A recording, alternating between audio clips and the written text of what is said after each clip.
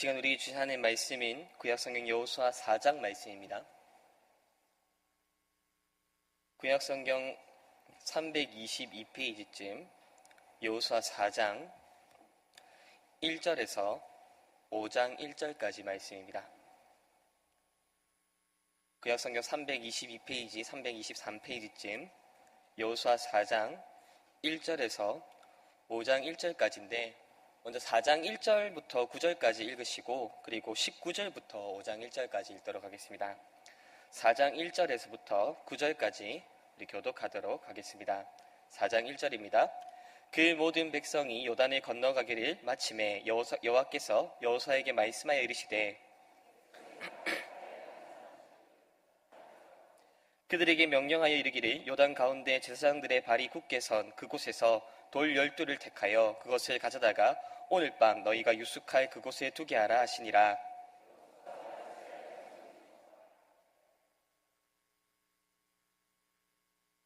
그들에게 이르되 요단 가운데로 들어가 너희 하나님 여호와의 궤 앞으로 가서 이스라엘 자손들의 지파 수대로 각기 돌 한 개씩을 가져다가 어깨에 매라.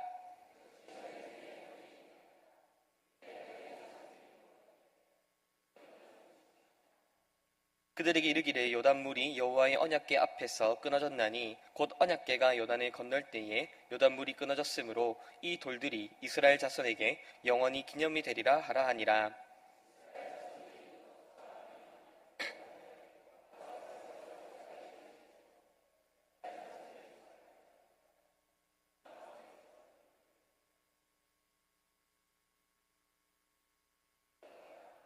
여호수아가 또 요단 가운데 곧 언약궤를 맨 제사장들의 발이 선 곳에 돌 12를 세웠더니 오늘까지 거기에 있더라. 19절입니다.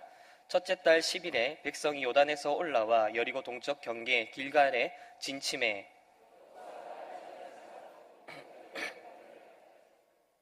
이스라엘 자손들에게 말하여 이르되 후일에 너희의 자손들이 그들의 아버지에게 묻기를 이 돌들은 무슨 뜻이니까 하거든.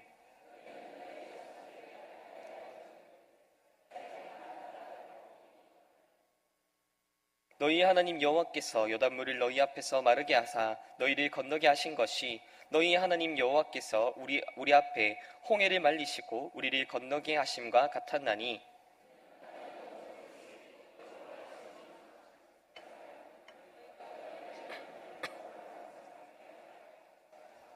함께 읽겠습니다. 요단 서쪽에 아모리 사람의 모든 왕들과 해변의 가나안 사람의 모든 왕들이 여호와께서 요단물을 이스라엘 자손들 앞에서 말리시고 우리를 건너게 하셨음을 듣고 마음이 녹았고 이스라엘 자손들 때문에 정신을 잃었더라. 아멘. 예, 우리 지난 화요일은 우리나라의 제헌절이었습니다.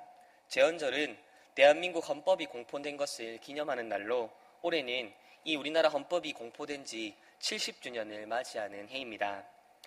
우리나라에는 이 제헌절과 함께 3.1절, 광복절, 개천절, 한글날 등을 국경일로 선정하여서 기념하여 지키고 있습니다. 이렇게 어떤 개인이나 공동체가 어떤 사건이나 혹은 날짜 혹은 사물을 기념하는 데에는 몇 가지 이유가 있습니다. 우선 기념하고자 하는 사건이 중요한 의미를 지니기 때문일 것이고 또 중요한 만큼 그 사건을 잊지 않고 늘 기억하기 위함일 것입니다. 그리고 더 나아가서는 기념하고자 하는 그 사건의 그 의미와 그 가치를 기념하고자 하는 당사자들 뿐만 아니라 이 사실을 몰랐던 많은 사람들이 이것들을 알아주고 이해해 주기를 바라는 마음으로 바로 이것을 기념하고 지키는 것이겠지요. 따라서 어떤 개인이나 혹은 공동체가 무언가를 기념한다는 것은 그저 단순한 행사를 치르는 정도라 생각할 수 없습니다. 어떤 공동체나 개인이 무언가를 기념한다는 것을 통해 우리는 그 개인 혹은 그 공동체가 무엇을 소중하게 여기고 생각하는지, 무엇의 가치와 의미를 두는지에 대해서 우리는 파악할 수 있습니다.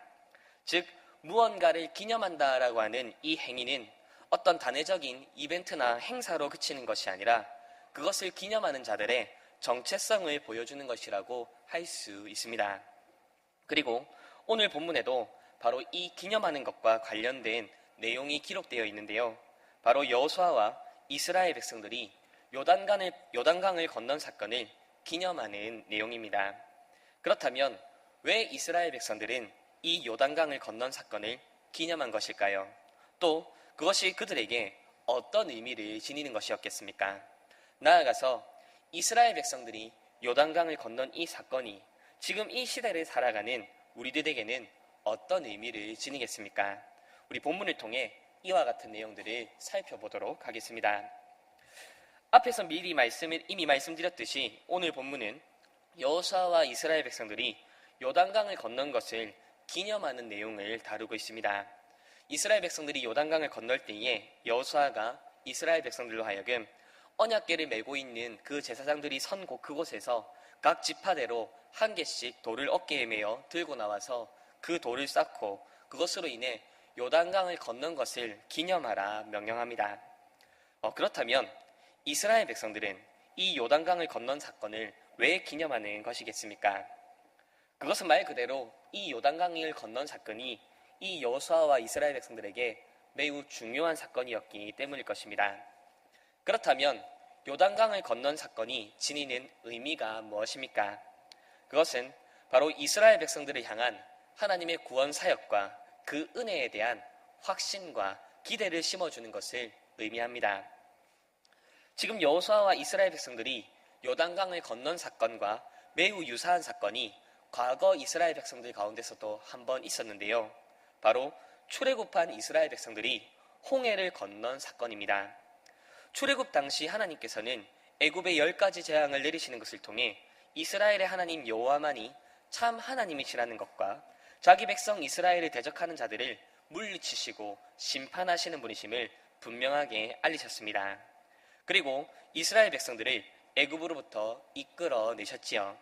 하지만 여전히 완악한 마음을 품은 애굽의 바로는 군사들과 함께 이 출애굽한 이스라엘 백성들을 잡으러 달려왔습니다.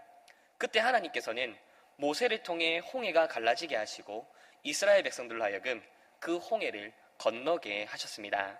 그리고 다시는 애굽의 군사들이 이 이스라엘 백성들을 따라오지 못하게 하심으로써 이스라엘 백성들의 출애굽을 확신시켜 주시고 완성시켜 주셨습니다.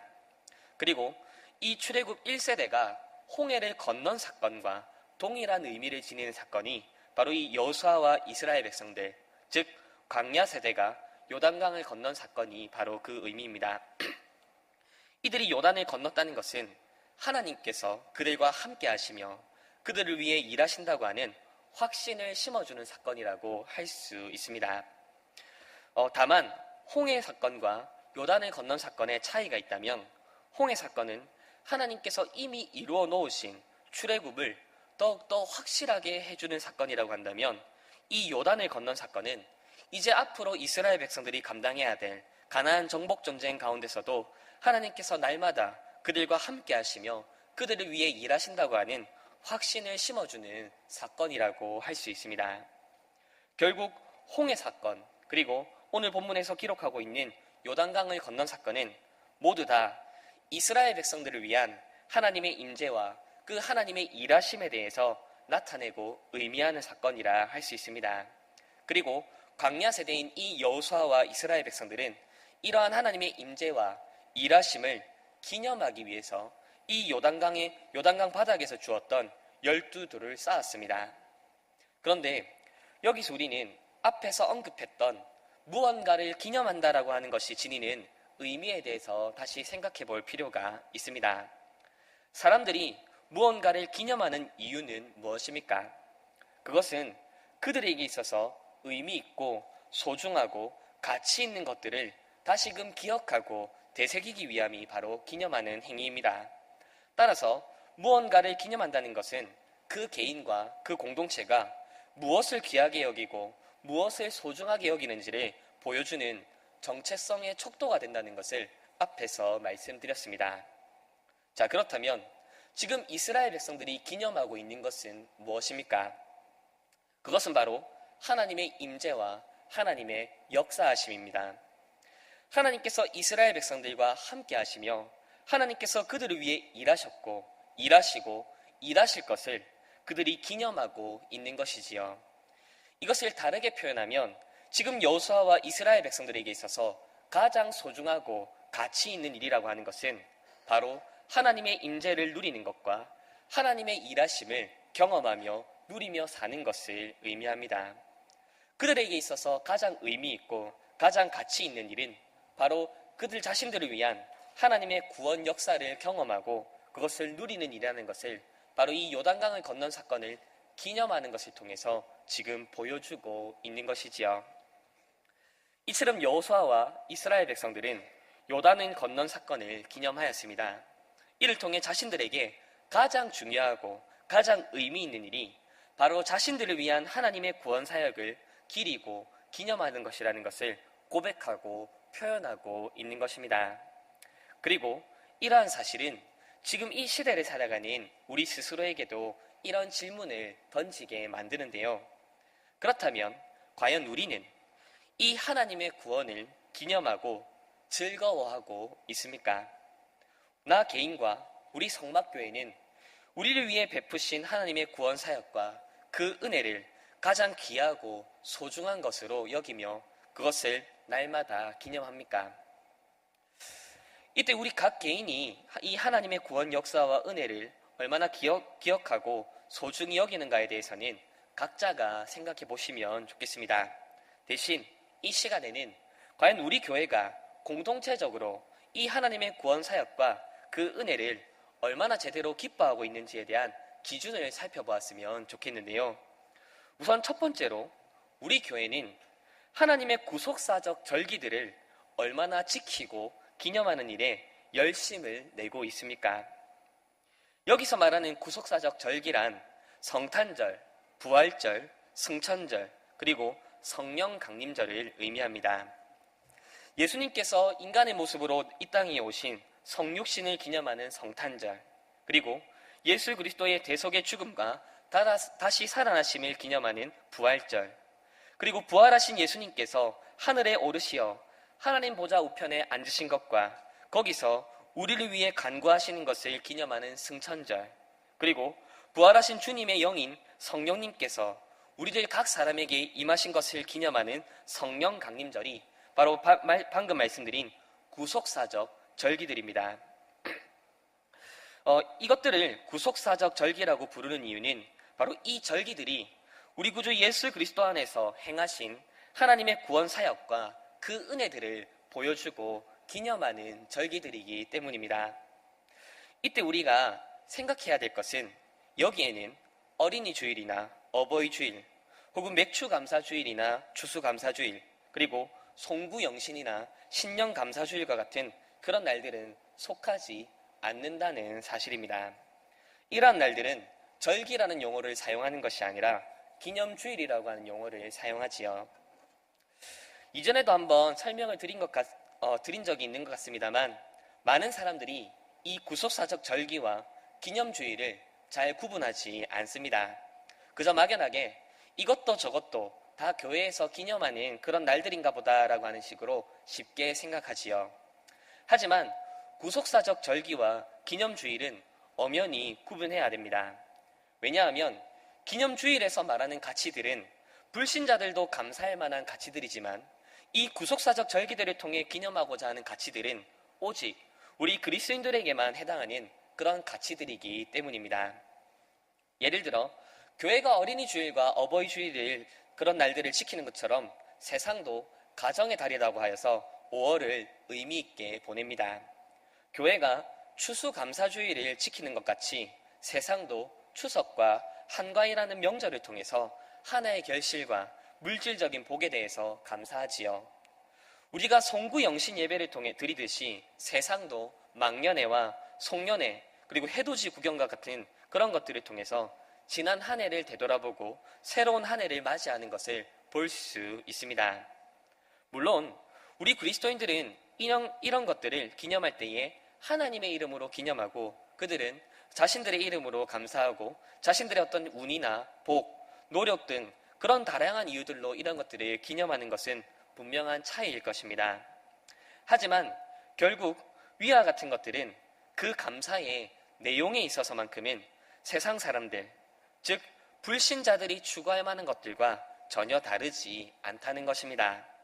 세상 사람들이 가족의 소중함을 중요하게 생각하듯이 우리 역시도 그것들을 중요하게 여기고, 세상 사람들이 물질적인 복과 이 땅에서의 형통함을 가치 있게 여기듯이 우리 역시도 그러한 것들을 가치 있게 여기는 것을 의미한다는 것이지요. 하지만 구속사적 절기에서 기념하는 가치들은 무엇입니까? 그것은 하나님께서 그리스도 안에서 우리를 위해 행하신 구원 사역에 대한 것들입니다. 하나님께서 그리스도를 통해 우리에게 어떤 일을 행하셨으며 어떤 복과 어떤 은혜를 베푸셨는지를 기념하는 절기들이 바로 이 구속사적 절기들이지요. 성탄절을 통해 우리는 무엇을 기념합니까? 하나님께서 하나밖에 없는 그 독생자 예수 그리스도를 우리를 위해 내어주신 그 하나님의 사랑을 확인할 수 있습니다. 고난주간과 부활절을 통해 우리는 무엇을 기념합니까? 그리스도께서 우리를 대신하여 십자가에 못 박혀 죽으시고 부활을 통해 우리에게 새 생명, 곧 영생을 허락하신 것과 장차 우리 역시도 부활하게 될 것을 소망하는 마음을 기념합니다. 승천절을 통해 우리는 무엇을 기념할 수 있습니까? 우리의 대제사장 되신 예수님께서 친히 하나님 우편에 앉아 계시며 우리의 대언자가 되어주시며 만물을 주관하시는 그 권세 아래에서 우리를 지키시고 보호하시는 그 은혜를 기념할 수 있습니다. 성령 강림절을 통해 우리는 무엇을 기념할 수 있습니까? 성령께서 각 사람 가운데 임하셔서 하나님께서 우리와 늘 동행하시며 우리 가운데 간구하시고 역사하시는 그 은혜를 기념할 수 있습니다. 이처럼 구속사적 절기들은 하나님께서 그리스도 안에서 우리에게 베푸신 그 하나님의 구원 사역과 그 은혜들을 기념하게 만듭니다. 즉 구속사적 절기들은 오직 우리 신자들에게만 주어진 것이고 오직 신자들만이 기념할 수 있고 기념해야 되는 절기라는 것을 우리는 확인할 수 있습니다. 그런데 과연 우리들은 이 구속사적 절기들에 대해 얼마나 많은 가치와 의미들을 부여하고 있습니까? 아니 얼마나 기념하고 있습니까? 어린이 주일, 추수감사주일, 송구영신은 나름대로의 의미를 부여하고 그것을 중요하게 생각하지만 정작 승천절과 성령 강림절에 대해서는 별 대수롭지 않은 날들로 지난 우리들의 모습이 있지 않았습니까? 그렇게 세상 사람들도 다 기대할 만한 가치들과 그 복들을 하나님께 간구하며 마음에 두면서 정작 우리 그리스도인들에게만 주어졌던 그 놀라운 특권과 그 구속사적인 은혜들에 대해서는 소홀하게 여기는 우리들의 모습이 있지는 않았습니까? 물론 우리 그리스도인들이 화목한 가정을 기대해서는 안 된다는 것이 아닙니다. 그리스도인들이 물질적인 복과 이 땅에서의 형통을 무조건 기대해서는 안 된다는 것은 아닙니다. 하지만 이러한 것들을 추구하면 추구할수록 그리고 이러한 것들을 가치 있게 여기면 여길수록 정작 우리 신자들에게만 허락된 가치와 그 복을 추구하는 일에는 오히려 소홀해질 수 있고 약해질 수 있다는 사실을 우리는 기억해야 합니다. 이어서 두 번째 기준은 우리 교회는 성찬에 대해서 얼마나 중요하게 생각하고 있습니까? 성찬의 의미가 무엇입니까? 성찬은 예수 그리스도의 살과 피를 먹고 마심으로써 예수님께서 우리의 죄를 대신하여 죽으신 것과 그의 희생으로 말미암아 우리가 새 생명을 얻은 것과 그리고 이제 우리가 그 그리스도의 몸에 참여하게 된 것을 기념하는 성례입니다. 즉 성찬 역시도 그리스도 안에서 우리 가운데 베푸신 하나님의 놀라운 은혜와 그 구원의 역사들을 기념하는 예식이라고 할 수 있지요. 그런데 우리 교회는 이 성찬식을 과연 얼마나 중요하게 생각하고 있습니까? 우리 교회는 이 성찬을 얼마나 자주 시행합니까? 또 이 성찬식을 행하고 참여하는 일을 얼마나 사모하며 기대하는 마음을 가지고 참여하고 있습니까? 또 성도들이 이 성찬식에 합당한 마음과 자세로 참여할 수 있도록 우리 교회는 얼마나 살피며 그들의 삶을 도와주고 있습니까? 사실 많은 사람들이 이 성찬에 대해 참여하는 것에 대해서 별다른 감흥이 없습니다. 그저 주일에 카스테라 조각과 포도주 조금을 먹는 날, 그래서 예배 시간이 조금 길어지는 날 정도로 생각하는 경우가 다반사입니다. 성찬식 일주일 전부터 광고를 하지만 막상 주일에 와서 오늘이 성찬이었네 라고 하면서 참여하는 경우가 대부분인 경우가 허다하지요. 그렇게 우리는 성찬식을 행하고는 있지만 또 성찬식에 참여하고 있지만 무언가를 기념한다라고 하는 그 의미를 전혀 반영하고 있지 못합니다. 무언가를 기념하는 것을 통해 그것을 중요하게 생각하고 마음에 새기고 기억하기보다는 그저 예배 시간을 길게 만드는 어떤 거추장스러운 예식 중의 하나로 여길 뿐이라는 것이지요. 이러한 때에 우리는 오늘 본문에 등장하고 있는 이 여호수아와 이스라엘 백성들의 모습을 기억해 볼 필요가 있습니다. 그들은 요단을 건넌 사건을 기념하는 것을 통해 하나님께서 그들을 위해 베푸신 구원의 사역과 그 은혜야말로 그들에게 있어서 가장 중요한 가치라는 것을 표현하고 고백했습니다. 하물며 여호수아와 이스라엘 백성들이 요단을 건넌 그 사건보다 훨씬 더 크고 놀라운 그 구원의 은혜, 곧 예수 그리스도를 통해 주어진 구원의 은혜, 영생의 은혜를 받은 우리는 더욱더 이 하나님의 구속사역, 예수 그리스도를 통해 나타난 이 구속사역을 더욱더 기념하고 기뻐하며 즐거워하는 자들이 되어야 하지 않겠습니까? 우리 설교를 마무리 짓기 전에 이전에 제가 경험했던 일들에 대해서 잠시 말씀을 드리는 걸로 설교를 마무리 지을까 합니다. 제가 대학교 3학년 여름방학 때 생일을 맞이해서 이 생일을 나름 의미 있게 보내고 싶다는 생각으로 순천행 버스에 몸을 실었습니다. 여수에 있는 손양원 목사님 순교 기념관에 가보기 위함이었는데요. 지금은 잘 모르겠지만 당시에는 진주에서 여수로 바로 가는 버스가 없고 대신 순천 시외버스터미널에서 내려서 시내버스를 타고 여수 애양원까지 가야 되는 것으로 기억합니다. 당시는 7월 말로 하늘에서는 굉장히 뜨거운 태양볕이 내려쬐고 있었고 또 땅에서는 애양원 근처에 돼지 막사가 있는데 거기서 코를 찌르는 듯한 냄새들이 올라왔었습니다. 날씨가 굉장히 덥고 땀도 많이 났고 좋지 않은 냄새까지 나다 보니 애양원 입구에 서서 그냥 학교 열람실에서 도서관에서 에어컨 바람이나 쐬고 있을 걸 괜히 왔나 이런 생각을 했던 것 같습니다. 그래도 이왕 멀리 여수까지 이렇게 여행을 왔는데 애양원 전체를 둘러보기는 해야 되겠다라고 하는 심정으로 애양원을 돌아보기 시작했습니다. 그렇게 애양원을 돌며 이것저것을 살피다 보니 애양원 앞에서 했던 괜히 왔나라고 하는 생각은 금방 잊히는 기분이었습니다. 왜냐하면 곳곳에 남아있는 손양원 목사님이 남기신 여러 흔적들과 그리고 목사님의 섬김과 희생에 대한 그 증거들이 저의 마음을 굉장히 뜨겁게 만들어 주었기 때문입니다. 그런데 그 여러 흔적들 중에서 제 마음에 강력하게 와 박히는 듯한 글귀가 하나 있었는데요. 바로 손양원 목사님 순교 기념비에 적혀있는 문구였습니다. 우리 화면을 한 개 준비해놨는데 우리 방송실에서 한번 띄워주시면 좋겠습니다. 이 손양원 목사님 순교 기념비에 이런 문구가 적혀 있었는데요. 그의 생일은 중생한 그날이고 주소는 주님의 따뜻한 품속이었다. 그는 기도로 호흡하고 성경으로 양식을 삼으며 전도로 일을 삼았다. 그의 신앙은 십자가와 천국이었고 그의 생활은 희생 제물이었다. 손양원 목사님의 순교 기념비에 적혀있던 이 문구는 이 성도 손양원이라고 하는 이 인물의 삶을 참으로 잘 담아낸 문구라는 생각이 들었습니다. 이 문구를 읽으면서 누군가가 내 삶을 평가할 때에 이런 말을 해줄 수 있다면 얼마나 좋을까라고 하는 그런 생각도 짧게 해보았던 것 같습니다.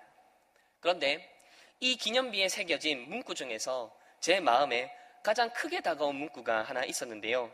그것은 바로 맨 앞에 새겨진 그의 생일은 중생한 그날이었다라고 하는 문구입니다. 왜냐하면 이 문구가 바로 손양원 목사님이 자기 삶을 바라보고 이해하는 관점이 무엇인지를 말해주는 듯한 기분이 들었기 때문입니다. 그는 자기 인생을 바라볼 때에 육체적인 생명을 기준으로 그 인생을 바라보지 않았습니다. 손양원 목사님은 자기 삶의 시작을 중생으로부터 시작한다는 것을 이 문구를 통해 확인할 수 있습니다. 자, 그렇다면 중생은 무엇입니까? 중생은 곧 우리 주 예수 그리스도로 말미암아 베풀어진 그 구원 사역과 그 은혜의 결과를 의미합니다. 즉 손양원 목사님이라고 하는 이 인물의 삶은 언제나 하나님께서 예수 그리스도를 통해 베푸신 그 구원 사역과 그 은혜를 기준으로 삼는 삶이었고, 그것을 기준으로 모든 것을 바라보고 이해하는 삶이었으며, 그것을 기준으로 섬기고 희생하며 헌신하는 삶이라는 것을 바로 이 문구를 통해 확인할 수 있다는 생각이 들었기 때문입니다. 즉 손양원 목사님의 삶은 예수 그리스도 안에서 주어진 그 하나님의 구원과 그 은혜를 기념하는 삶이었던 것이지요. 하나님의 구원 사역과 그 은혜를 기억하며 기념하는 삶이 바로 이 손양원 목사님의 삶의 전부가 담아내는 모습입니다. 그리고 바로 이것이 2000년 세계 교회사 가운데서도 유구히 빛나는 우리 손양원 목사님의 희생과 섬김을 가능하게 만든 것이 아니었겠습니까?